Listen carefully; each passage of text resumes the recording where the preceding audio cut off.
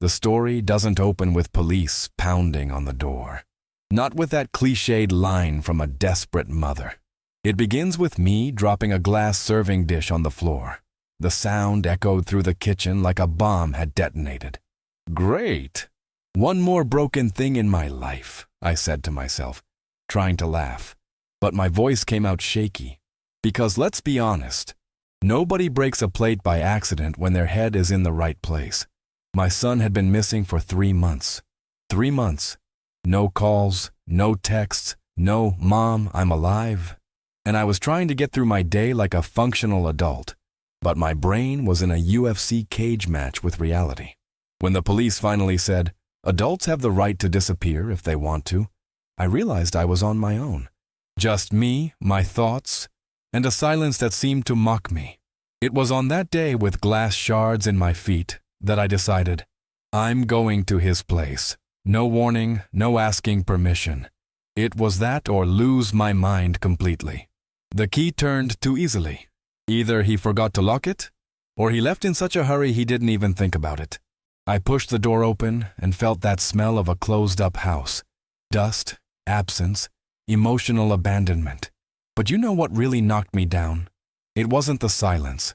It wasn't the mess. It wasn't the TV stuck on static, as if struggling to get my attention. It was the kitchen table. 3 dirty plates, 3 glasses, 3 chairs pulled out, as if someone else had been living there. My heart gave a sudden jolt, like an employee discovering there's a surprise meeting at 8 in the morning. Son? My voice came out low. Nothing. Slowly, the house began to tell the story he hadn't told. Clothes that weren't his. A pink toothbrush. A child's jacket hanging on the door. And on the couch, a crayon drawing. A man and a child holding hands, with "Daddy" written above my son. That's when my legs failed. I fell to the floor as if the world had pulled the rug out from under me. My son, a father, and hiding it from me.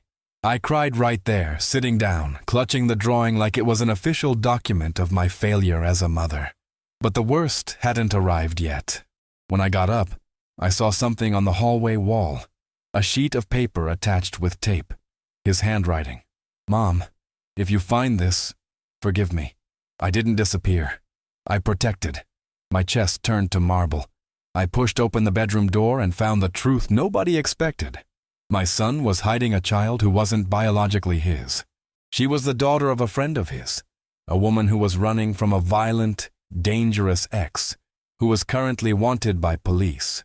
The 2 of them had left 10 days earlier, and as I discovered reading the rest of the letter, he didn't tell me anything because he was afraid I would be threatened too. My son wasn't missing. He was protecting someone. 3 weeks later, I received the call. The police had found them both, my son and the little girl. They were okay, exhausted, dirty, weak, but alive. When he saw me, he tried to smile, but his face crumbled the next second. Mom, I tried to do the right thing, I swear. I hugged him so tight that even the universe went silent out of respect. You didn't do anything wrong, I answered. You saved a life. The little one, holding my hand with frightened eyes, asked, Do we have a home now? I could have fallen apart again, but I didn't. There, in that moment, the final plot twist took shape on its own. Yes, you do. You have mine, and you're never alone again. And that's how, at the end of the story, I didn't just get my son back. I gained 2.